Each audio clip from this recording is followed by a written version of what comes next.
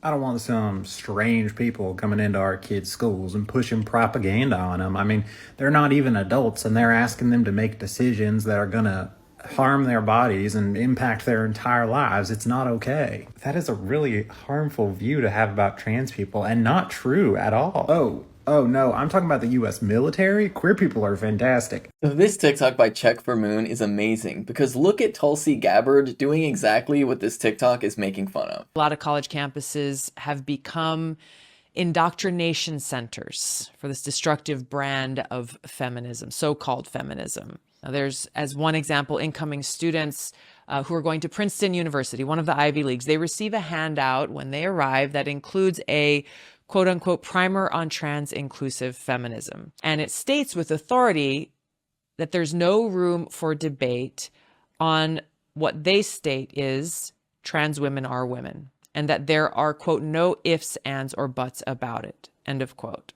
So for someone who may be going to that school, if they simply acknowledge the biological reality of the differences between the male and female sex, they're not welcome at Princeton. Dissent is not tolerated. Disagreement is not tolerated. Acknowledgement of objective truth is not tolerated. So that's Tulsi Gabbard freaking out about a statement in a pamphlet that is just a very generic statement in support of trans women. And it's really funny because these conservatives love to pretend that everything is like this language police and they're indoctrinating our students and they're not paying attention to biological facts, not recognizing the fact that the whole notion of biological sex is a lot more complicated than any conservative would really like to bother to understand. But then of course there's just the reality that is like, it's just a generic statement in support of trans people. And like, there are plenty of people who can choose to just not read what's in a pamphlet. And yet they pretend that it's just this extreme indoctrination where these kids are going to college and they're being forced to learn about transgender people because heaven forbid we learn about like different people that live in society or anything like that. And it just speaks to like the shamelessness that exists among these reactionaries.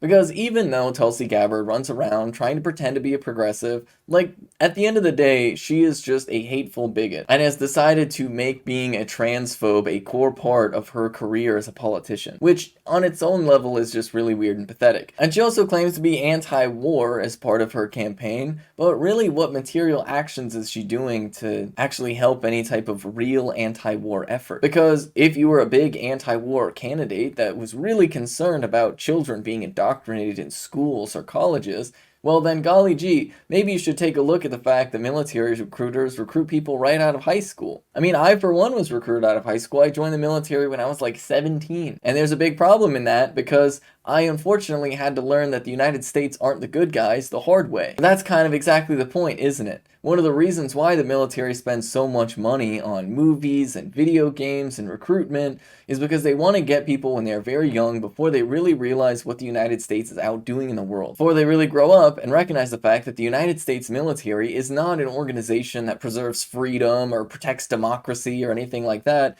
but more so than anything else is out there to make money for giant defense contractors and oil company. And that really is just the cold hard truth. The unfortunate reality is that the United States military is not doing any good in the world. It is just forcing the rest of the world to engage in an economic system that they don't necessarily want to engage in. The United States most definitely has not been a force for good, which is one of the reasons why they want to spend so much time spinning all of this propaganda to make it seem like it's about freedom, to make it seem like it's about democracy, when in actuality it really isn't. So instead of focusing on that actual indoctrination that happens within our schools, they like to focus on the existence of trans people and like to claim that they have some sort of magical knowledge of biology that allows them to just misgender people. And the most wild part about this is they frame it as like, why can't we just agree to disagree and be respectful? Well, I don't know, maybe it's because the bare minimum of being respectful is just recognizing somebody who they are, calling them the name they want to be called, and using pronouns for them. That is the baseline of being respectful. So if you're saying, why can't we all just be respectful when you're insistent on dehumanizing people and misgendering them, well, you've already answered your own question right here.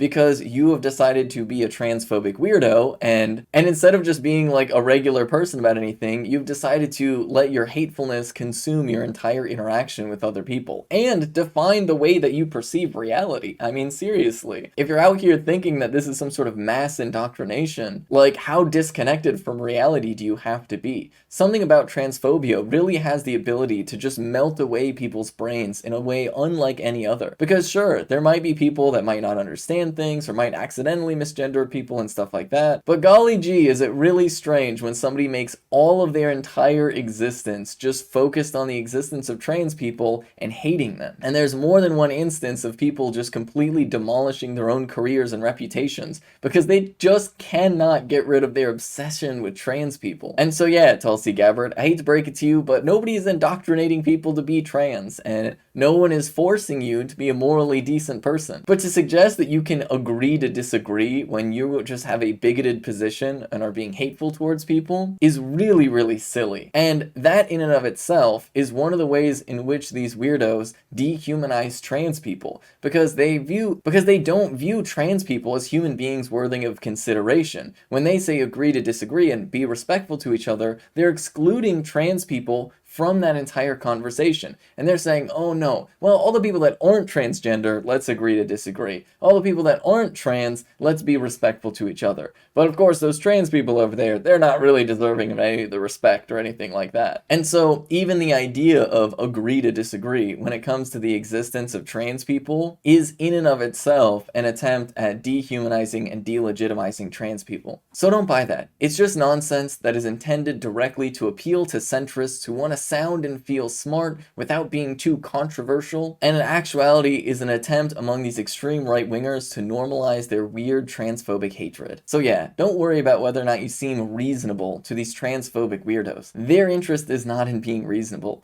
Their interest is in you ignoring the things that they are doing and saying against trans people.